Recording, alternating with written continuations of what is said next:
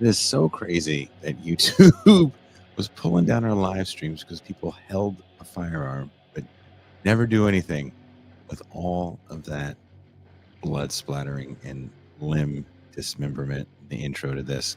Hello and welcome to a new show here in the Pop Life universe at TIR. Dudes in the cheap seats. We experimented with this a little bit last year and we had a good time. So I'll be teaming up with Parallax Views host J.G. Michael to give independent B-movie cinema the respect it deserves. Often when people hear the term B-movie, they discard it as a lesser film, cheaply crafted and sleazy, an incoherent mess. And while that might be the case for some of these movies, that isn't the case for all of them. Much like any other form of media, tastemakers decide what movies, music, or visual art is worthwhile and what is trite. This is where capitalist realism really comes into play. As much as we'd like to believe ourselves to be individualistic, we often fall prey to the stereotype that projects made outside of the big studios aren't going to be up to par. But it is the independent, innovative spirit that has actually created tools that would be adopted at the major studio level. There was a time where independent film was the best training ground for young actors, directors, producers, and of course, practical effects makers. This show for me is a love letter to all of the late night, low budget action, horror, thriller movies I watched as a kid that reminded me there were great stories left to tell that weren't dominated by the Hollywood hit machine. So hopefully this show will turn you on to some new movies to add to your watch list. Before I bring in JG, I just want to remind you that TIR is listener funded. And if you enjoy shows like this and all the irreverent madness that we produce here on TIR, then become a patron for as little as $3 a month or $30 for the year. You can not only make sure we stay on air, but you can access our patron-only champagne rooms and call-in shows, get free copies of the Crisis Papers, and more. And after the main show tonight, for patrons and paid YouTube subscribers, we're going to be watching the movie Night of the Juggler, 1980 classic. I don't even know if it's a classic. I just discovered it recently, and it's a pretty damn good movie. I'm really excited to watch it with you guys. We talked about it a little bit last night. So after the show tonight, there's already a link. Now, let's talk about something that we have talked about on this show a little bit, but not just wrestling, but a certain type of wrestling.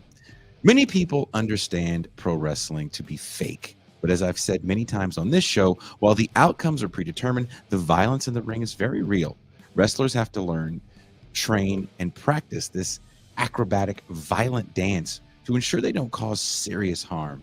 But what is serious harm to people who leap from bone-breaking heights just to entertain a bloodthirsty crowd? When steel cage matches weren't enough, the Japanese wrestling community, always pushing the limits of both selling a punch and full-on beating someone's ass, took things further and entered the world of the death match. Weapons? Check. Bloodshed? Buckets. But what happens when you push the limits of entertainment and masochistic violence and wrap it all in a horror movie theme? We'll be discussing that with the good people from Fleshwound Features.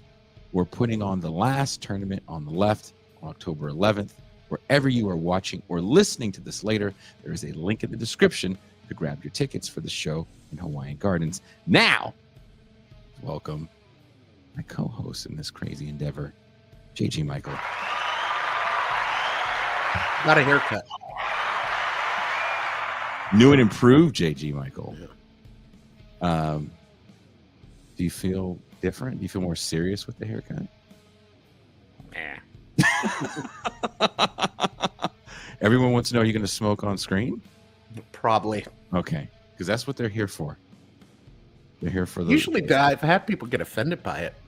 Oh, I don't know what to tell those people. Then to get fucked. I'm starting a nicotine patch soon, so I may not be. Oh, look at this guy.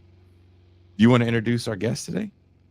Yeah, we've got the Hat Man, Dan from Fleshwound Features, and he is going to tell us about the last tournament on the left, where pro wrestling and deathmatch meet. Hey guys, how's it going? Dan, thank you very much for joining us. I'm not going to sit here and lie and say I know everything there is to know about death matches, but I discovered a little bit about them when I was doing research for this documentary uh, project that I've been working on for the last 3 years now, going on 4 years, Mhm. called Kayfabe, where I basically juxtapose the contemporary media with pro wrestling. Mhm. And I somehow stumbled upon some deathmatch stuff, and I was like, "Whoa! This all of this seems insane." So, can you tell us a little bit about maybe the backstory of where this stuff comes from and where it is today, to give them an idea? Because I think when you hear the name deathmatch, people think it might be some like two men enter, one man leave, and that's not. The Kumite. Yeah, it's not necessarily a kumite, but it's pretty damn close.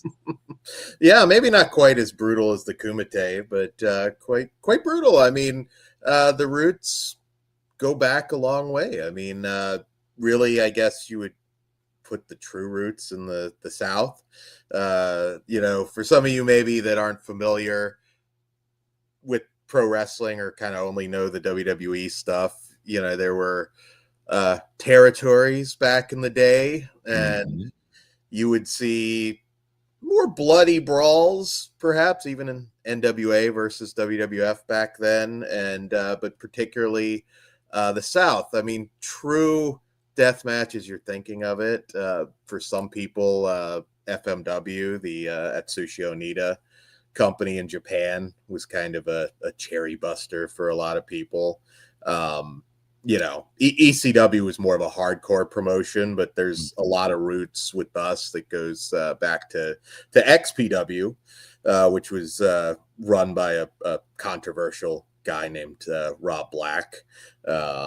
And Yeah, that's kind of where a lot springs off. I mean, none of us were involved with XPW back then, but the void that was left when XPW went away with the whole trial and everything with Rob Black, which was a long story in itself, spawned a People tiny. that don't know, not to interrupt you, but Rob Oh no, Black was one of the people targeted.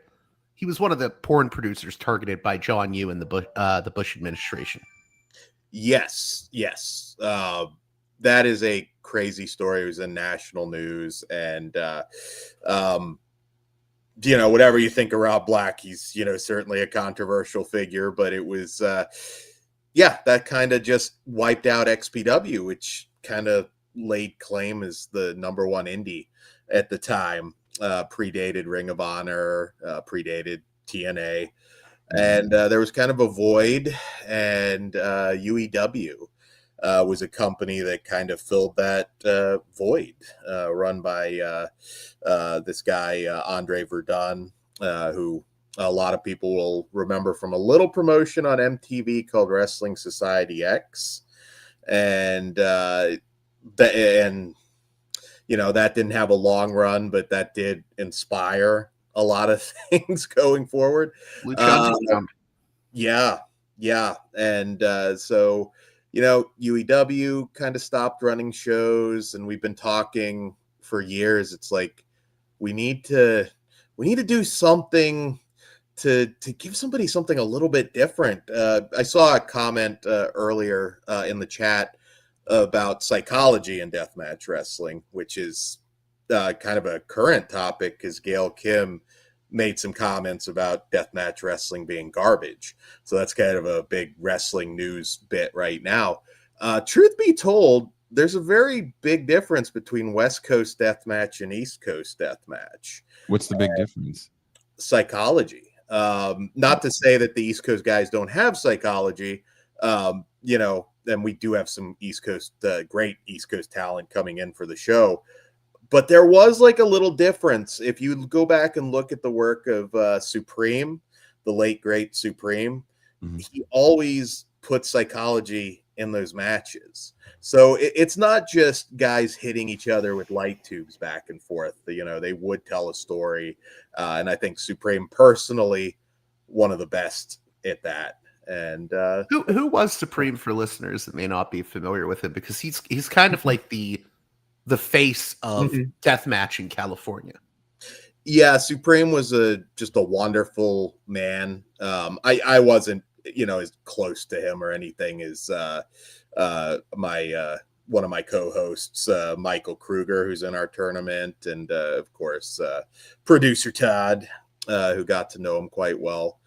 But he was arguably the top guy in XPW, and somebody that we all loved and admired very much. And there's always been a strange lack of respect for the West Coast when it comes to deathmatch wrestling. GCW, if you really want to still consider them an indie, are certainly the most known. They've got the WWE deal now, so I wouldn't really consider them an indie anymore.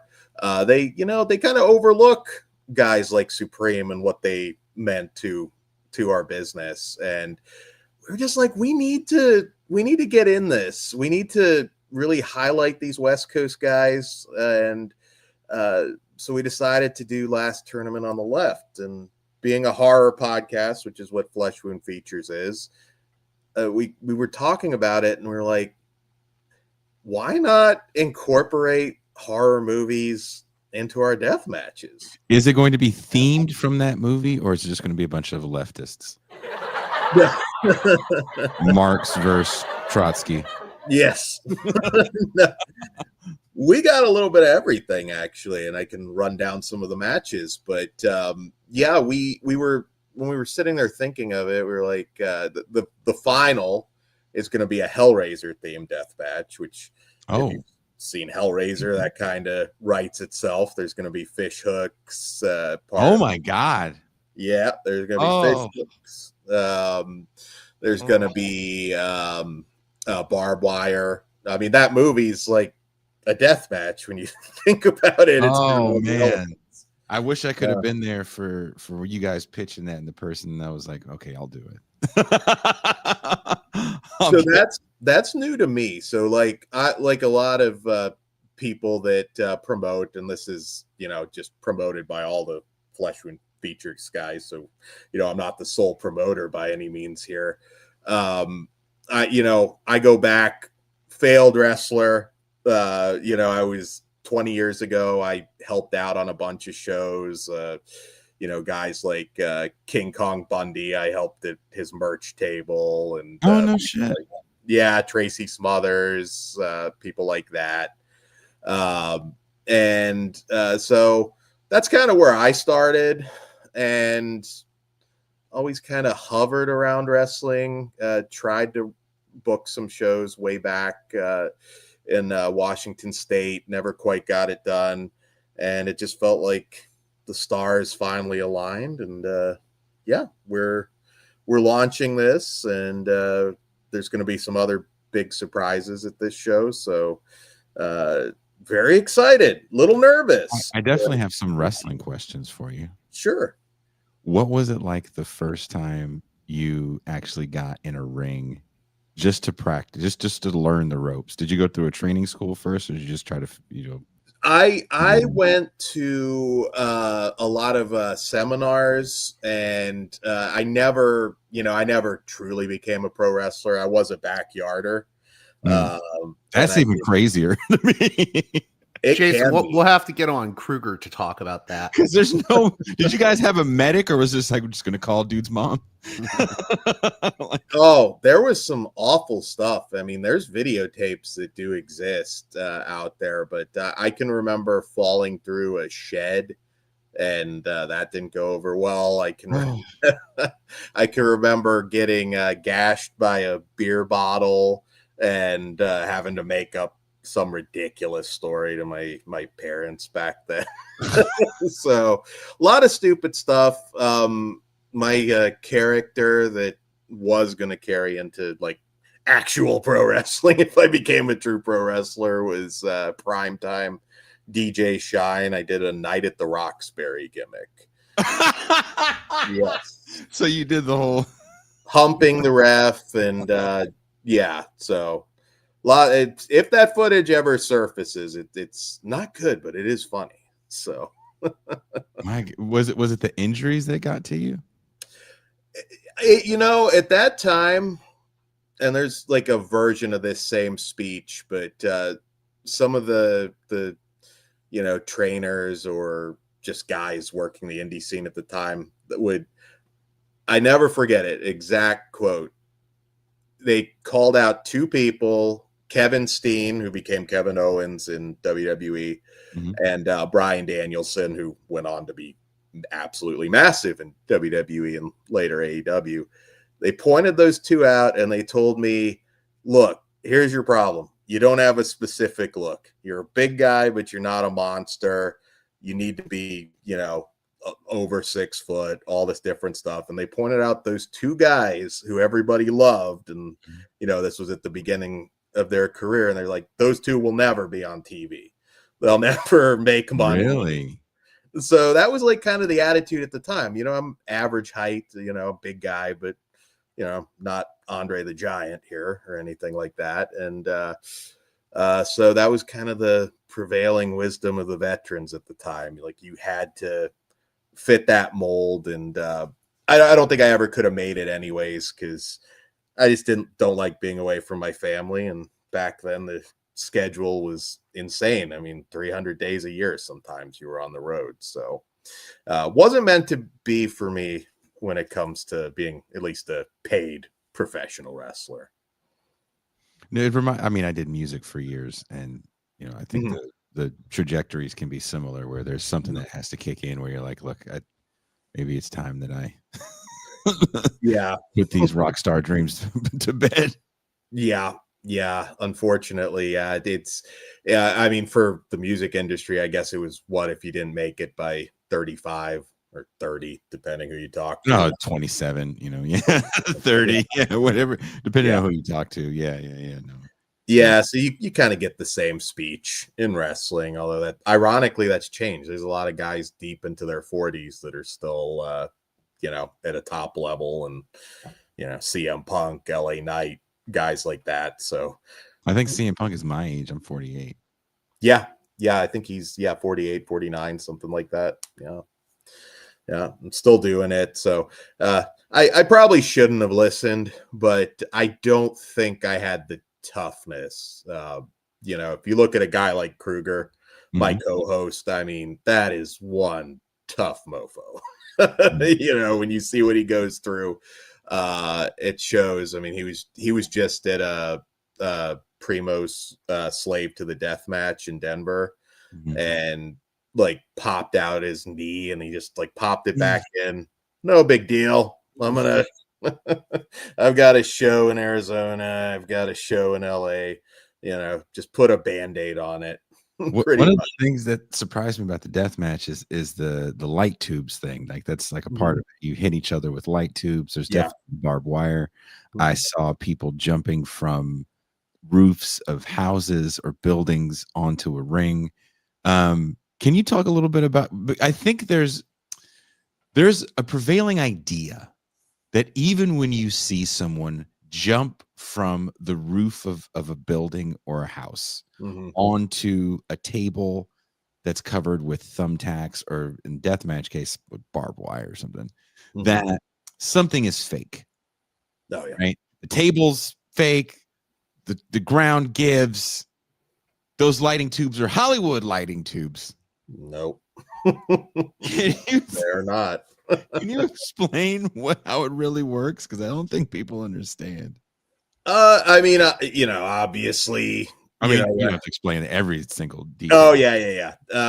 Well, when it comes to deathmatch wrestling, I mean, the answer is most everything's legit. I mean, light tubes are just light tubes. And they can go wrong. David Arquette is a famous example where Nick Gage cut him. Nick Gage himself nearly died, had to be air vac'd out of a CZW show, which is highlighted on I'm spacing on the name right now. Dark Side of the Ring. Yeah, that's highlighted. So there's ways to do things to be somewhat safe, but barbed wire's still barbed wire. Light tubes are light tubes. There is no fake chair. I Those chairs aren't fake. Those They're not. tables are real. I was like, those are real Yeah. tables. They're not fake tables. Yeah, no, and it's funny because I've never, other than goofing off in backyards and other than the training seminars, which gave me a taste of it, even now running this show, I mean, I've got the most insane Amazon cart right now because it's just like, and I'll have to like talk to some of the wrestlers or have Todd talk to some of the wrestlers and be like, can you do this without killing yourself? Like, because I don't know how. I mean, how does one safely fall on a pull of toothpicks? That's a question that I don't have the answer for myself. So yeah, it's been really interesting kind of talking to these guys on a deeper level because 20 years ago I wasn't any kind of deathmatch stuff. It was shadowing somebody like a King Kong Bundy at an indie show and watching him yell at people because the music was too loud. So I mean, do you is it even possible to get insurance for something like this? I would imagine you go with your day job when you try and get insurance as a deathmatch wrestler. I don't. Yeah.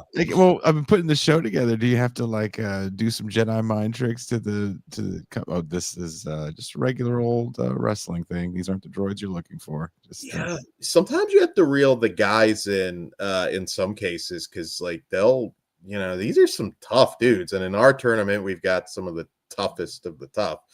You tell them like, oh, can we I mean, Kruger was just in a match with this guy Carnage at a Crimson Crown wrestling show, which is another great California promotion. Mm-hmm. And he sealed him in a body bag and lit the body bag on fire. Holy shit. Yeah. Like I don't know. And it's funny because like it's like, man, you got to make sure that zipper closes. You got to be at the ready with the fire extinguishers. Yeah.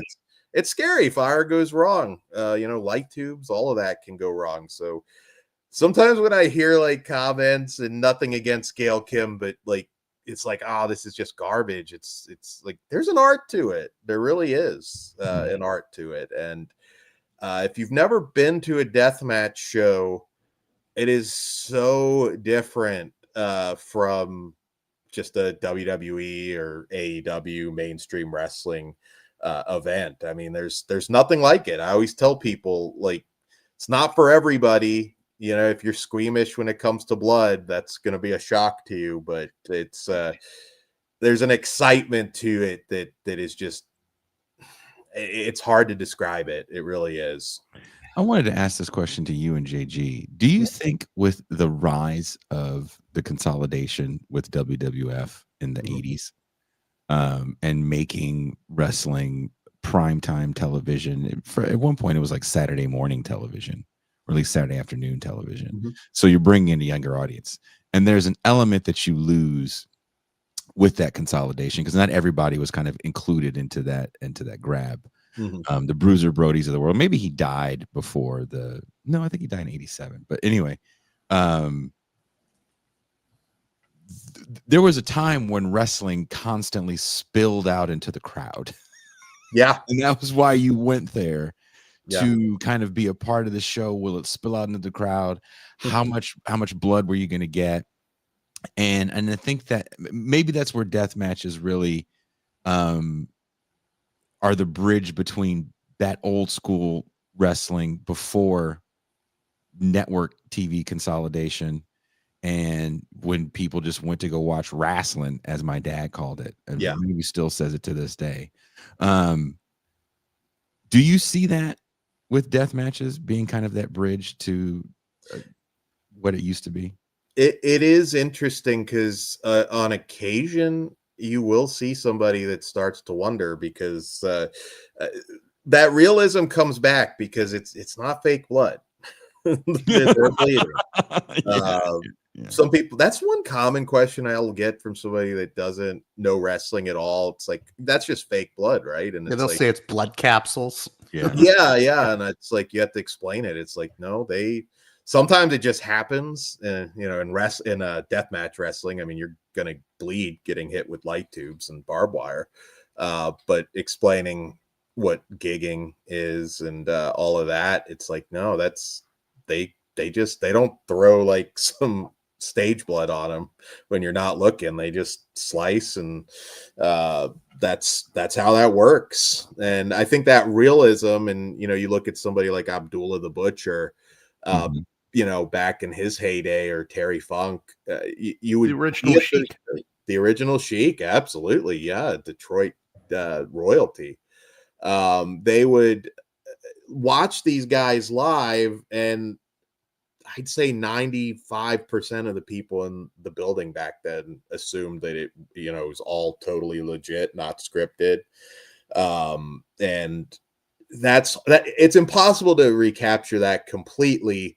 But I think there's moments in deathmatch wrestling, or if you're a good deathmatch wrestler like Kruger, they can make you forget. Like, they jump over that rail, or maybe they grab you, like, it make you wonder for a minute. This guy, I'm not gonna lie, dude. I watched the document. There's a documentary on Amazon of I'm sorry, deathmatch wrestling, and I can't think of the name of it for the life of me.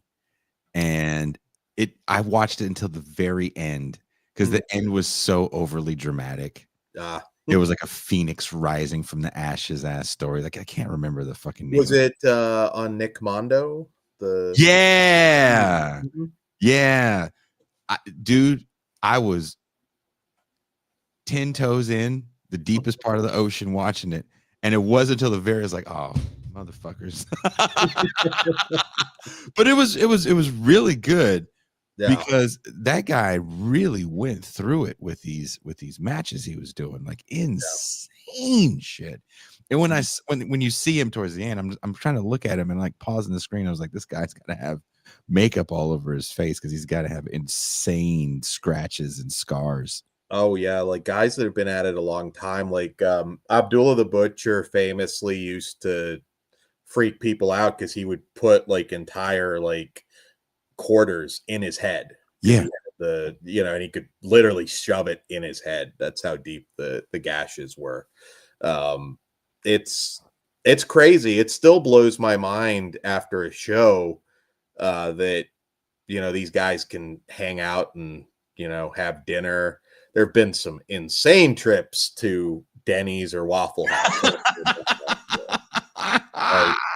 I can't even tell you. Like, you start rolling in, and it's like, oh, hey, dude, you're bleeding out of your head again in your Western omelet. It's funny. I told Todd, I was like, we should just film, whether it's Denny's or Bob's Big Boy, which we like to hit when we're down in when I'm down in California. It's like, we need to just film that whole thing. Like, you got the necro butcher sitting there bleeding while just talking whatever, having his omelet. Just I'm not gonna lie, I'm pretty bummed. I'm gonna be visiting my kids' birthdays, and I'm from the Bay, so I'll be in the Bay area. But if you're around on the evening of the 9th, are you gonna be in LA on the 9th, or that's too soon? No, I'll be down there. Our show's on the 11th, so probably, just getting ready for the show. Yeah. Well, if we'll try to, I'll try to hook up with you on the way up. Okay. I live in Baja, so just. All right. Yeah. Cool. Yeah, no, it's too bad we can't see you at the show, but this is going to be unique. We've got it's two of my favorite things. Yeah, we're really hoping to grow this, and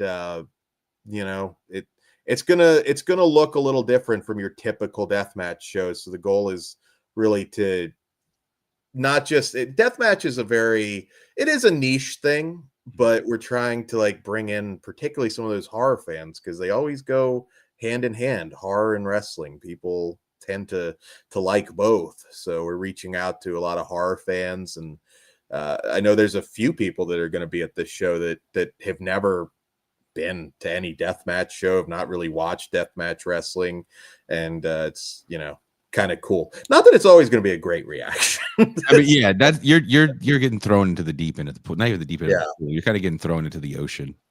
Yeah.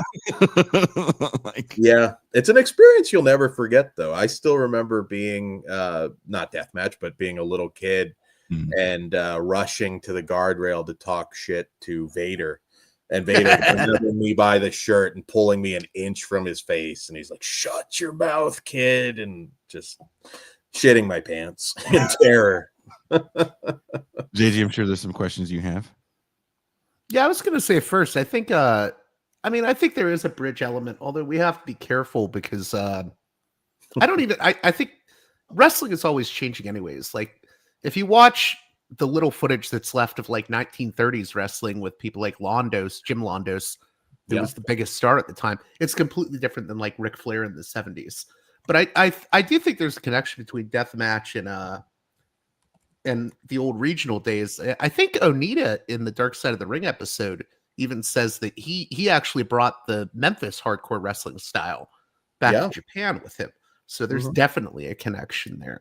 Oh yeah, those old Memphis shows. I mean, they would bleed buckets. Yeah, right. Yeah, long before ECW or anything. Yeah.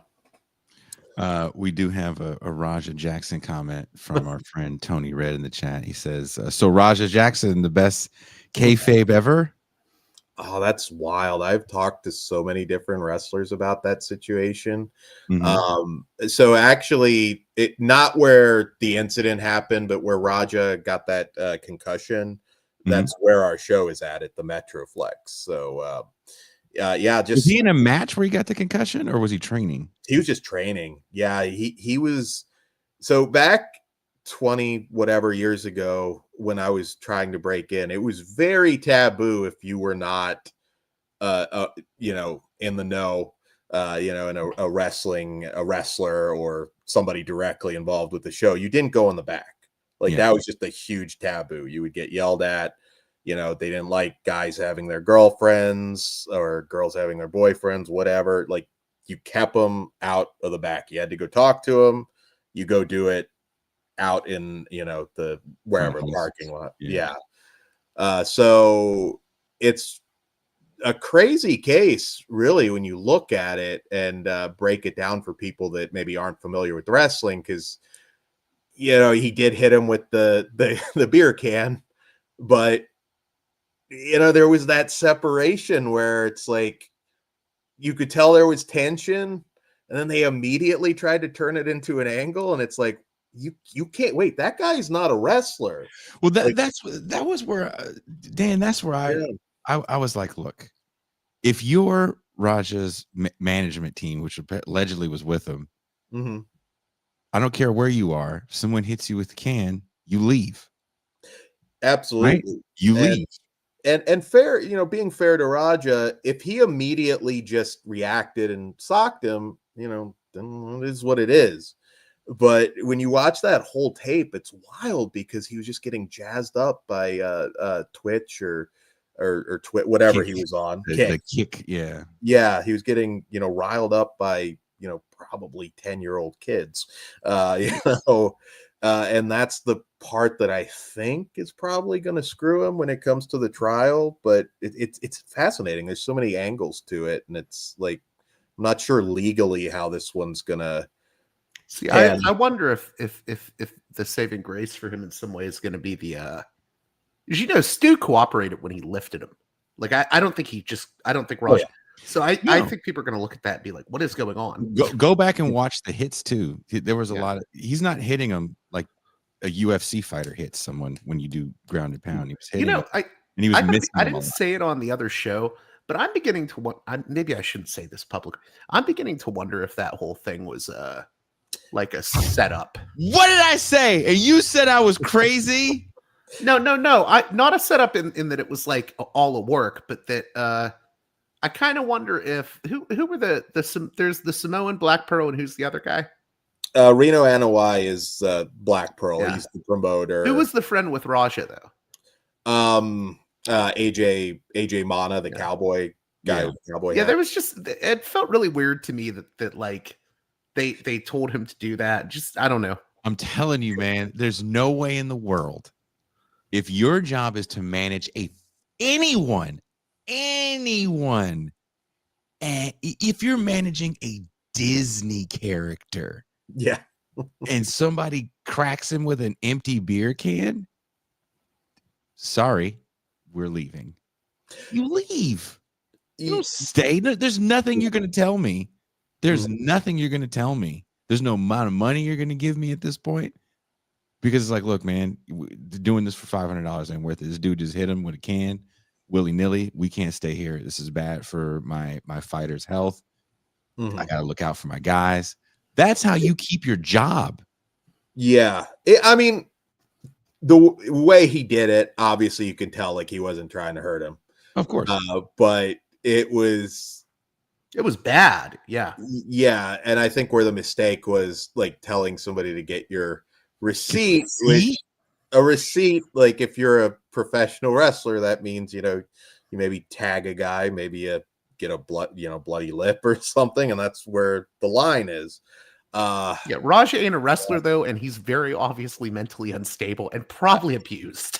Yeah, I think I'm not trying to defend the guy, by the way, but I just felt like the promotion really fucked up. It felt like something like, yeah, this should be rehearsals. This guy's not been through proper wrestling training. And he was unconscious after that first. I mean, he was out. Dude, he was out. He was, as soon as he hit the ground, he was out. He was done when he hit the ground. Yeah, his hands are just down. And I mean, luckily, Doug Mallow was able to get him off. That other poor kid was like 17 and trying to hit him with a bag. I mean, it's not going to work on an MMA fighter. So it could have been a lot worse. I don't know, potential, brain damage or anything. I mean, I think Stu's doing as okay as you could expect. Fortunately, this didn't turn into an absolute tragedy, but was he, do you know anything about, is he like well liked with all the guys in that promotion or Stu or Stu? I've never been part of a show with them, but I've heard he's a nice guy. Okay. Made comments. I have been at shows with AJ Mana. I mean, seemed fine. I've even brought him up as a possible opponent for Kruger at a couple points, but he's not a deathmatch guy. But Kruger, does all kinds of stuff. But it's a very bizarre situation. I don't think he was going to be charged with attempted murder, so I think he's going to probably do a little time. But I'm just kind of curious to see how it all pans out. He may not. He may not. Yeah, I don't know. He may There's not. so many angles. The precedent that this would set, and the financial precedent that this might set. I think that's where I'm even looking at I don't know how much you guys have been reading about even the arrest. It's like, well, I want to know the charges. I haven't seen the actual charges. Yeah, I don't. I think it was what I'm probably using the wrong words, but malicious wounding or something. I haven't seen the charges, so you actually saw him then. I think it was he's not. They're not trying to go for attempted murder, which would obviously be the worst thing he could have gotten. So because everybody loses at that point, because everybody's on the hook for something, and this is one of the situations where if I have to sit down in a county jail or a holding cell, I am suing everybody. Yeah, I mean, I think the promotion is certainly in a lot of legal trouble. There's no way around that. I mean, Raja, I'm assuming he's going to have a really good lawyer, and I'd be curious. I think a lot comes down to the jury. Like, it's like, well, he did hit him with the can, but he wasn't trying. This could end up like the mass transit thing, though. Yeah, that's true. Yeah. I really don't think it's going to go to trial. I think there's going to be a deal made beforehand because there's too many parties involved that are on the hook to be liable in a civil case. And I think that's where, for me, that's where I see the damage coming, is in a civil case. You can get your hand slapped on something like this. Like, oh, well, Your Honor, he didn't intend to do it. It's an accident, blah, blah, blah, blah, blah. Yeah.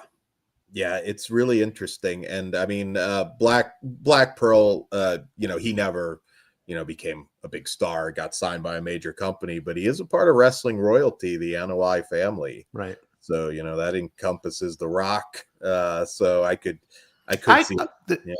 The thing I wonder is, I wonder if like maybe some people like Black Pearl were kind of like pissed at Stu hitting him with the can, and they were like, well, let's let Raja like give him a receipt in the ring, and then it spiraled out of control. That's sort of my take. I think what happened was Raja was at least probably flirting with possibly pursuing a wrestling career. He's only had one MMA fight, so he's probably flirting with it a little bit, and they're thinking, well, if we somehow get Raja in our indie promotion, we could have access to Quentin Rampage Jackson, who was a huge MMA fighter. He wrestled for a minute. Didn't Rampage have a couple? TNA. He did. Yeah. TNA. And that's why I thought the whole hitting him with the can thing was, I'm assuming the promotion was like, oh, this could blow our whole deal. I really saw it as when he didn't leave and they don't show you anyone getting angry. Because that's your job as a manager, as someone that's tour managed bands. Yeah. Well, touring bands is different than wrestling, the wild world of pro wrestling. Raja Jackson isn't a wrestler. That's my point. Yeah. I don't care what you people do. I don't care if there's sacrificing virgins in the back. I don't care if there's Epstein shit going on. You can't touch that guy, right? And if my artist is in trouble, then we have to leave. The fact that he didn't leave, it's like, oh, okay, there's something. Right. There's something more going on here. This is all work. Well, we've talked a lot about Raja. I want to get into the deathmatch stuff. There we go. Shout out to JG. Dan, you mentioned fish hooks. Are you guys like worried about that? Because I know what was the last big event I remember with fish hooks was CCW and Zandig, and even like they got in trouble with the state athletic commission. So are you guys worried about doing that, or is it just a different thing now? No, I mean they have been used, and they're not playing. You're talking about suspension hooks? Are you going full on suspension hooks, or no? There's going to be a variety of hooks. Like we're trying to work hard on the aesthetic of these things to really make it look like you're as close to the movie set as you can be in a squared circle. So yeah, there will be a variety of hooks, barbed wire. The Hellraiser death match is the final, so that'll be the final two advancing to that. And we have a non-tournament match that I'm very excited for, and that is going to be a Reanimator death match. No shit. So that has been really wild. There will be syringes and some really crazy stuff in that. Oh my God, he's reanimated him. The paramedic pronounced him dead. That is entirely possible. I won't give away the finish, but that just sounds like a whole bunch of fun. That one's going to be fun. You're going to get some potentially some glowing light tubes and some very Reanimator inspired craziness. There may be a cat involved. Is there going to be a Barbara Crampton involved? You know what's funny? I did actually send out an invite for the show to Barbara Crampton. I think she's in SoCal. She might. I don't know. She's cool. I've met her at several conventions. She might show up. There are some celebrities that have been invited. I know. I can't think of her name. Modern Family, the beautiful lady, the Latin woman. Yes, and what is her name? What is her name? JG, big booty Latin woman. Really, you don't know a big booty Latin woman? I should know. I'm not a sitcom guy anymore, so I can't think of her name. I want to say Vita Guerra, but that's not her name, is it? No. But she used to show up to like UEW shows with her husband, Tom Manteleone. probably butchering his name, but they Joe. Oh, what is his name? Joe Sofia Vergara. Manganiello. Yeah, Sofia Vergara. Yeah, Sofia Vergara. Yeah. She would just randomly show up to like UEW shows, and it'd be like, "There's Sofia Vergara." Crazy. You know, UEW was where Jungle Boy Jack Perry started, and it was like not to be talked about because, of course, Luke Perry's son at that time that was still a secret, and Luke Perry would randomly show up. So sometimes you don't. Tom Byron, the adult film star, like he'd show up to events, and he worked a lot with Rob and XPW. Well, that's what was crazy about XPW was like people remember it. People always say, "Oh, XPW was just an ECW ripoff," and I'm like, dude. XPW literally had Jonathan Davis from Korn doing ring announcing.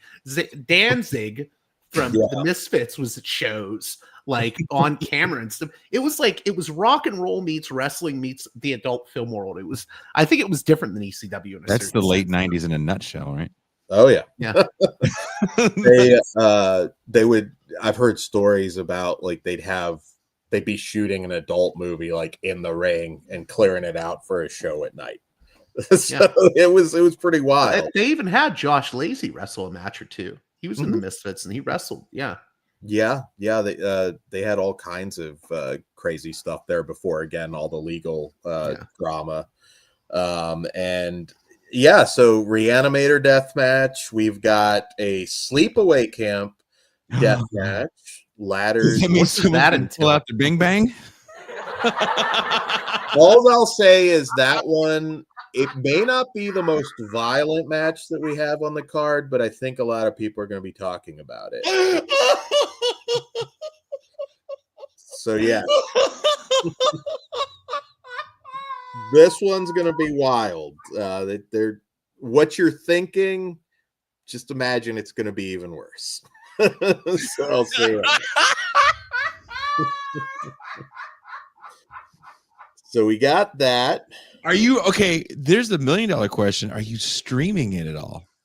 Yes. And I don't have. So there will be announcements on Fleshwound Features about that. We are literally today, I think Todd is putting the final touches, but it will be on pay-per-view. So you will get to see it. It will be streaming. So I have a link to your website. That's a link to the tickets. So is that going to be a link to the ability to stream it as well? Yes, it should be. And there will probably be a video on the Fleshwound Features YouTube page explaining how you go order it. Again, wherever you guys are watching or listening to this show later, there are links in the description to get tickets to this match. And now we know if you don't live in Southern California, you can still watch via pay-per-view. Yes. I want to see the sleepaway camp match because that sounds like literally the most insane thing anyone's ever thought to do. There will be a beehive involved in that one. I know that part has been brought up. Ladders. That one will not be the bloodiest, but yeah, if you're unfamiliar with The Body and Guy Cool, who will be competing in that match, yeah, they're both crazy in their own way, and that's going to be crazy. It's actually Guy Cool's first death match, the party captain. He's a lot of fun. He's stepping in out of his comfort zone for our tournament. We also have the Texas Weed Whacker Massacre match with BC Killer and Sage Sin Supreme, the Pumpkin Queen. That one is that sounds horrible too, because Weed Whackers kind of dangerous. Weed Whackers. So any deathmatch people that see this video can weigh in your comments, but Weed Whackers, I've been told, suck just about more than anything. They are not pleasant. I've not in a deathmatch sense, but I've hit it on my ankle and it's brutal. So that will probably be one of the bloodier matches that we're doing. Oh my God. Is it going to be like a Gallagher show in the 80s where people in the front row just have to have a tarp over them? You might need it for this match. The Pumpkin Queen, She's the only lady entering our tournament, but she has a history of beating the shit out of dudes. And BC Killer's a big boy. He's a giant, but I think Supreme Sin Sage Supreme might be the favorite in that one. So she's got the gimmick, she's got the mask. So that one is pretty much exactly as it sounds. Weed whackers, gusset plates, doors. Like there's going to be a lot of Texas Chainsaw Massacre inspired craziness to that. Protect your nuts. Yeah, you don't want to get hit with the weed whacker down there. Again, sure. having some kid go to their first match and have somebody's testy shoot out. Yeah, I think that would split the bag, I would imagine. So not fun. Yes, she does. If you're familiar with the Sin Sage Supreme, she's crazy. She's wild. We also have one that I'm very excited about because we're all fans of the movie, The Maniac Death Match, inspired by the William Lustig, Joe Spinell 19. Oh, the original. You're not going. Not to the 30s, no. I don't. I suppose you could. No, there was a remake in the. No, Jason for some reason was thinking the Elijah Wood movie. Elijah Wood, that's his name. Yeah. Well, only the Joe Spinell movie really matters, even if the Elijah Wood one was. Elijah Wood remake's actually pretty good. Yeah, but it ain't Joe Spinell. If it ain't Joe Spinell, it don't sell. The whole show is actually it's dedicated to Supreme, David Hess, who is a friend of mine, and Joe Spinell. So David Hess from Last House on the Left. Yeah. Wonderful. Well, I was gonna say, since I mentioned that whole Zandig incident from CZW where he's literally suspended on the fish hooks or the suspensions, and people say, "Oh, that's horrible and that's gross and disgusting." But you know what? I remember when that happened, and if you watched it, like they literally left him up there until everyone left the arena. And yeah, I mean, to be honest, people can say what they will about it. It had the intended effect it was supposed to have on the audience. Like people were shocked, they were upset, but that was the point, And I guess that goes back to what you were saying about, in a lot of ways, deathmatch wrestling is the only thing that can like really hit people anymore in the wrestling world. Oh yeah, Yeah, I was actually at the one of the more famous XPW incidents when New Jack threw Vic Grimes off of that scaffold. Like 3 stories. You were there. You were there. I was there. He almost killed that man. So, like, I mean, I understood what wrestling was at that point. I mean, I was younger, but you watch it and it's like that didn't go how it was supposed to. He shouldn't have hit the ropes like that. I thought he was dead. Like, I was sick to my stomach. I just thought, oh my God, like I just witnessed somebody die, until I went on the internet when I got home. It's like, wow. Obviously that's a case of something going wrong, but sometimes you do wonder. I mean, New Jack was one of those guys, like if he jumped in the crowd, I mean, he might just punch me. He was a true loose cannon, and he tells the story that he pushed the guy off because the guy pushed him off. Yeah, he had like serious brain damage after it, he claims. I'm sure he had something. That was a very crazy fall. Yeah. When you see these falls, my first thing is, again, there's really nothing fake about this. That man threw a human off of some frightening heights. Oh, and by the grace of someone's God, his head didn't hit that table. Well, it's like, was it last year when Masada accidentally got lit on fire?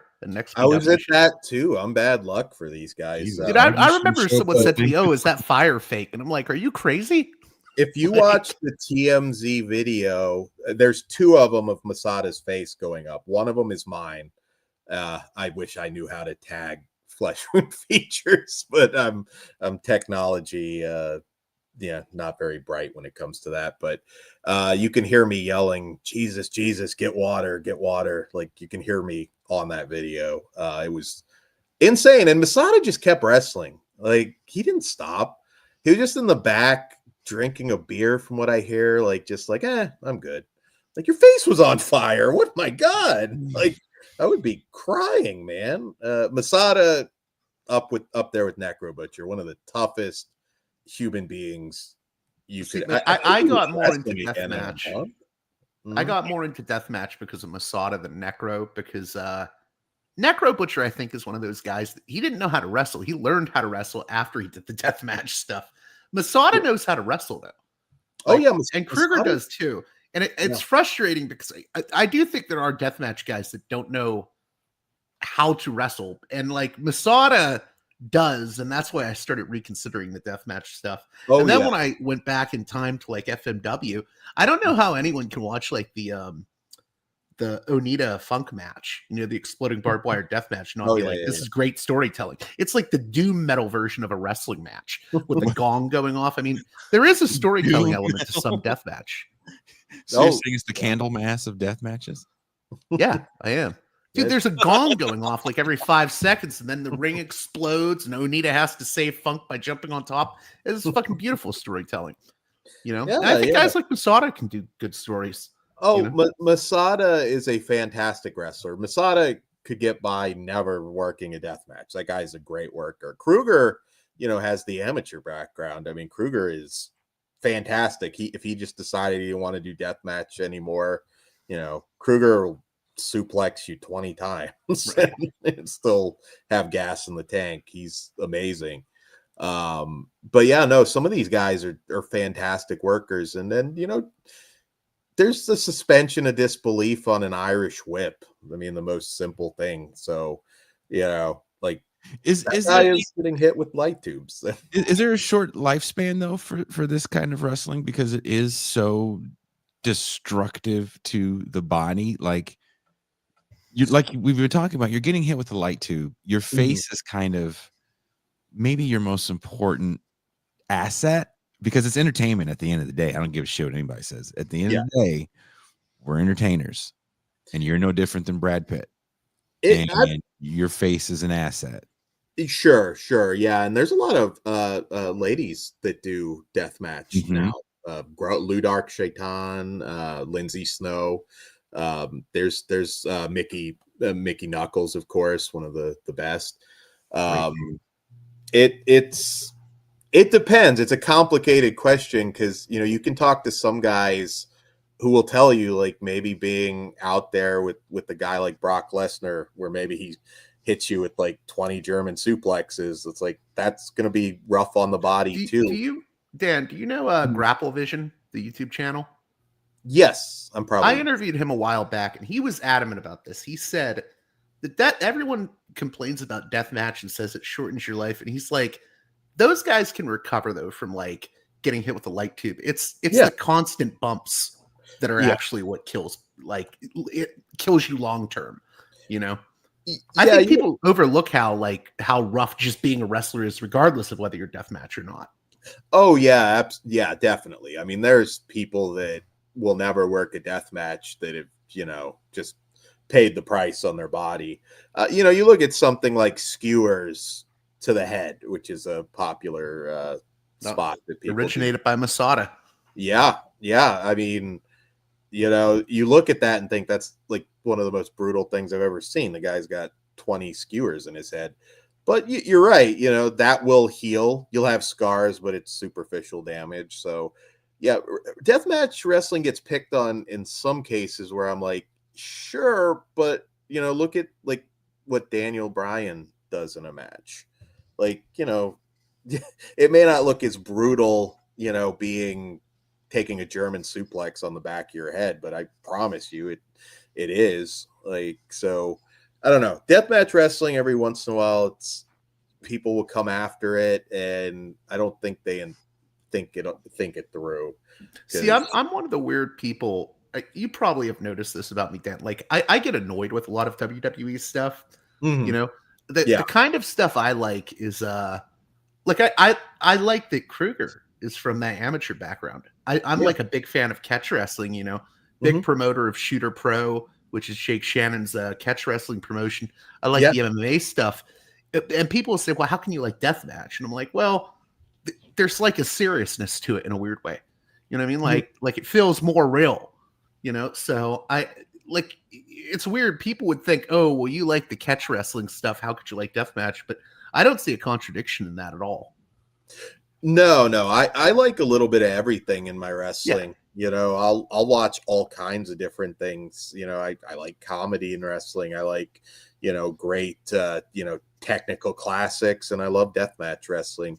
There is 100% psychology in deathmatch wrestling. It's not just I hit you at the light tube, you hit me back.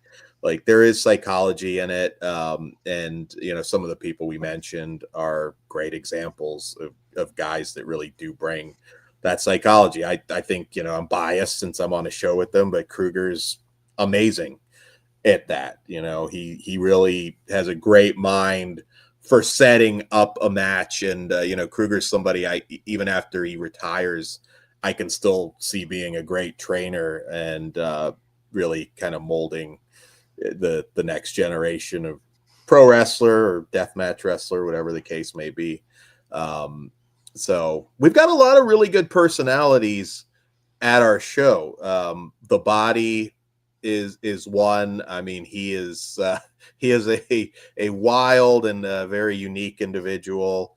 We've got the Insaniac, who's been wrestling a long time. BC Killer.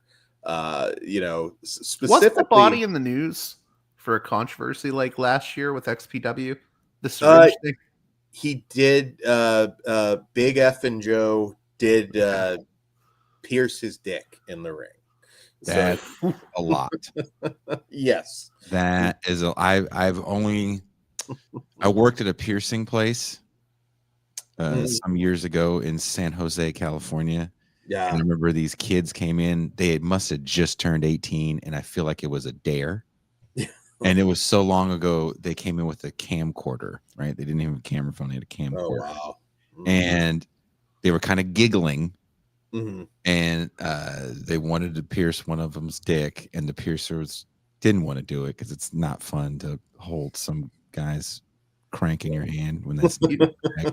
Dan, you summed up why I like deathmatch stuff inadvertently because you mentioned the comedy stuff. I'm not big on comedy. Like I know you love the Iguana Man. I hate Iguana. Is that his name? Mr. Iguana. Yeah, I hate it. I hate Mr. Iguana. I hate Santino. Like I Kruger, want it to feel like Kruger it's wrestled Mr. Iguana in a trio. Yeah, he did. Yeah. But it's like I get why people like the comedy stuff. It's not my cup of tea. But the deathmatch stuff, it has that like sense of danger to it that I want in wrestling. Like I want it to feel like it's combat. Yeah, anything can happen. Right. And that's one thing with WWE. It is formulaic.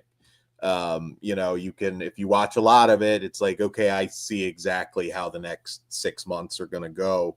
And it's important to have a strong indie, scene, because I don't know if you've looked at WWE's ticket prices lately, with this Saudi deal and, TKO in general. Like it's not, family friendly in the sense you can take your family anymore. How do you feel before we go? How do you feel about that though? That's actually a really important angle that maybe we should have talked about a little bit more. Sure.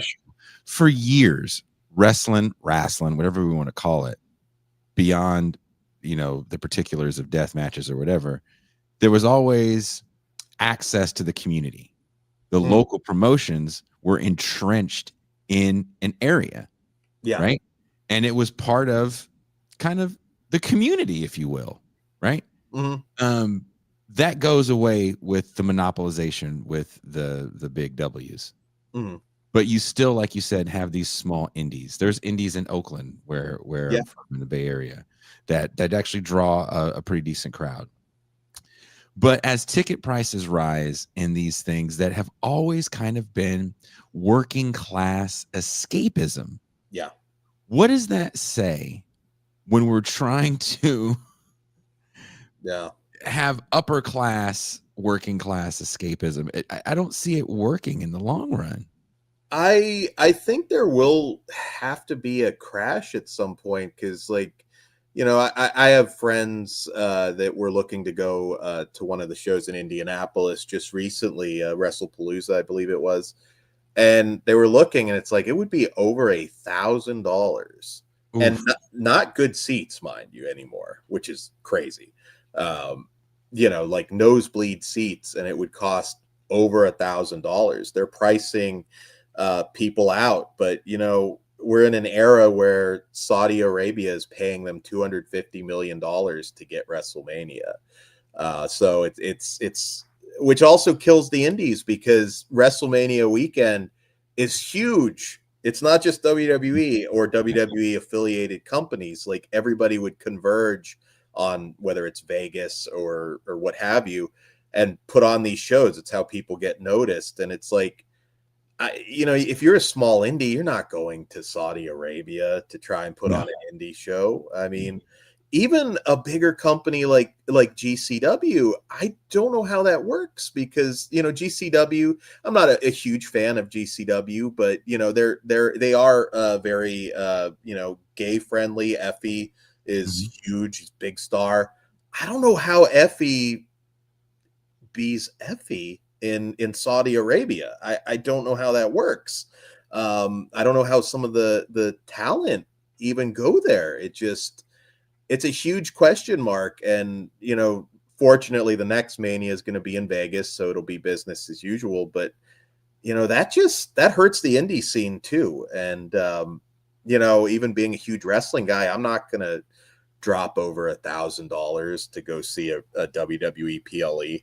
Now I think that's just ludicrous. What is, because you ask yourself the question, like, well, what is your end goal here, right? Like with music, we've seen regular people get priced out to the point where you can't even have a underground band anymore. Like, where are they going to play? How are they going to afford instruments?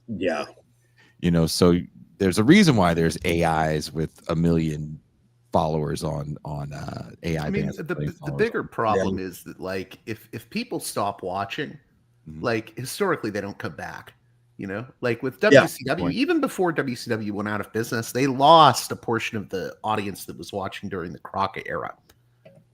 Especially as it got deeper into the late 90s.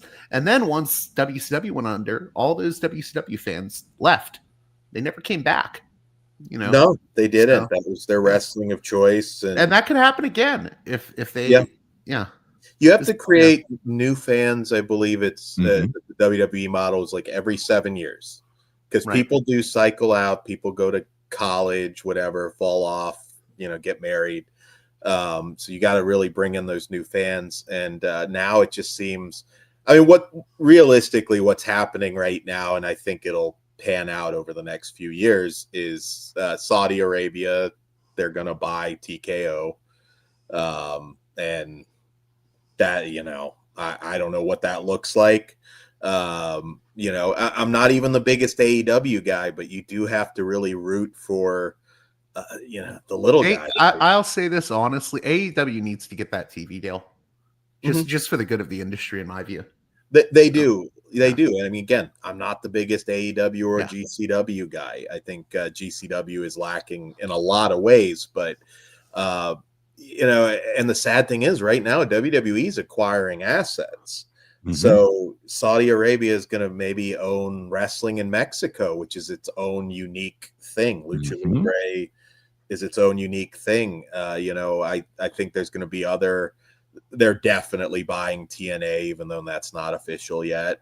And I don't want everything to be under this massive corporate banner. So despite sometimes my lack of enthusiasm for something like AEW, I want it to succeed, because I'm afraid of what it's going to look like, just this massive corporate conglomerate just owning wrestling. I don't think that should happen. Even the minor leagues. I mean, look, I always point to music as being the canary in the coal mine on why monopolization is bad and why AI is going to be a problem. Oh, yeah. And the film industry does not listen to the music industry at all when it came to downloading and streaming. And look at where we are with film. I guess I'm asking the question now. Wrestling is one of those things like sports, where you need actual people participating in it. Yeah. Right? what happens. And you also need people that want to watch it. Yeah. Does No, wrestling turn into slap fighting, where it's like we just need outrage and knockouts? That's what slap, whatever it is. Yeah. Slap I don't box. know what it's turning into when you have Jelly Roll getting in the ring, but Jesus. I'm not a fan of it. Yeah, I did not know who or what a jelly roll was until I've accepted, like, I'm almost 40 and I just don't know the famous streamers. Logan Right. Paul was just the asshole that went to the forest in Japan. That's all I knew about him. So I can accept that those are the stars now, but it's yeah, I just think it could go down a really bad path. The Saudi Arabia WrestleMania, I will say this right now, it will be the most star-studded WrestleMania you've ever seen. I think they're going to throw $20 million to get The Rock to wrestle. Austin will probably be on that show. Jesus. It's not going to feel like WrestleMania, though. I can almost guarantee you it'll be star-studded as hell, and it will not feel like WrestleMania. Before we go, I think I don't want to go back necessarily to the Ross Jackson thing, but it's not the only incident this year that has happened where I think people outside the wrestling bubble are going to look at the Ross Jackson thing and be like, what is wrong with these people? And I think that's true with Sabu's last match, because I was horrified seeing Sabu fall out of the ring and hit his head on the concrete. Yeah. Do you think there is, because even I think Rob Black, Sabu asked if he could wrestle a match at XPW, and Rob's like, no, we're not doing that. You're not in condition. But I think there is this problem where, like, some people are just going too far with this stuff. I don't know if you agree, but like even with, I think you can do deathmatch stuff, but you also have to protect the boys, like Kruger said. Oh yeah, no, absolutely, and that's hard to do sometimes. I mean, it's like it's his choice to wrestle. Do I want to see Ric Flair wrestle again at almost 80? No, it's sad. He looked like he was going to legitimately pass away in his last match. I don't need that. I mean, he probably wanted that to happen, but he probably did, and it's just like, I feel weird watching this. It's just sad. It's not making me feel nostalgic. I've got literally 10,000 Ric Flair matches I can revisit, and they're amazing. Like the Sabu match was crazy just because you could tell he was like zonked out on whatever, somas or whatever. Yeah, and Sabu was a great guy, very unusual. I mean, not somebody I was friends with or anything, but I met him, very friendly man, loved wrestling. That's a tough one. Like, you just don't know where to go with that. But yeah, sometimes you have to make a hard call. I mean, it's his choice, but man, it's rough. What did you think, by the way, of after he passed away? He was getting obituaries in like the New York Times. I mean, it was huge when he passed away, like to the point where like when the New York Times is covering a pro wrestler like Sabu, I mean, it's almost like he's like a folk hero to people. He wasn't like a big WWE guy, but he's like this folk hero, and it was a big deal when he passed away. It may sound like a weird comparison. I mean, Sabu was popular in the world of pro wrestling, but your average pro wrestling fan at this point may not know, mainstream pro wrestling fan may not know the name, but Sabu influenced everything. He's one of the most influential wrestlers of all time. Just not that he was the first person to break a table, but I mean, he was famous for that. He's a Mount Rushmore level worker, and it almost reminds me of and Edgar Allan Poe or H.P. Lovecraft. Like, those guys just thought, nobody's going to remember me, and sure enough, you die, and then you see just how much you meant to your profession.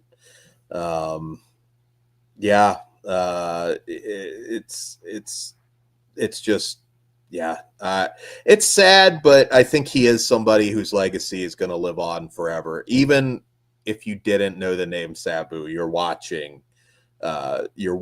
his spirit come out in the wrestling that you're watching. We have a question, Dan. Yeah. Did you work with 3-2-1 Battle when you were in Washington State? No, a lot of the promotions that I did stuff with were like kind of just Maryland, a little bit in Massachusetts, Pennsylvania. A lot of like, I don't think any are running now, to be honest. A lot of like just, we ran 5 shows and now we're done kind of stuff. I don't think so. I don't recognize that. Well, Dan, thank you for hanging out with us tonight. Again, wherever you guys are watching or listening to the show later, there's links in the description to the last wrestling tournament on the left, the last death match tournament. Last tournament on the left. Yes. God damn it. But wherever you're watching, there's a link in the description to get tickets. If you cannot make the event October 11th in Southern California, it doesn't matter because it's going to be on pay-per-view. Yeah. And that ticket link should take you there as well. We are going to be watching a movie for movie night, Night of the Juggler. Movie I just watched that kind of blew my mind. It was actually a really good movie. Usually we watch kind of ridiculous stuff on this channel. Earlier this week, we watched Rappin', the 1985 movie that I feel like only I've watched. But we will be watching a serious film. If you're listening to this later and go, damn, I want to watch the movie, become a patron for as little as $3 a month, $30 for the year. You get the replay access where you can watch the movie with all of us, all the in-movie banter, the insane Gemini notes that they make for the summary of what has been said, which is always fun. But on that note, guys, let's get ready to go watch a movie. Dan, I'm going to email you the link. JG, you already have it. You got it, right? Yeah, I got it. I may only be able to stick around for a little bit, though. Oh, hold on. Wait a minute. They gave me a sound effect for that. Hold on. Wah, wah, wah. No. It's better than that. Wait. Here. Wait.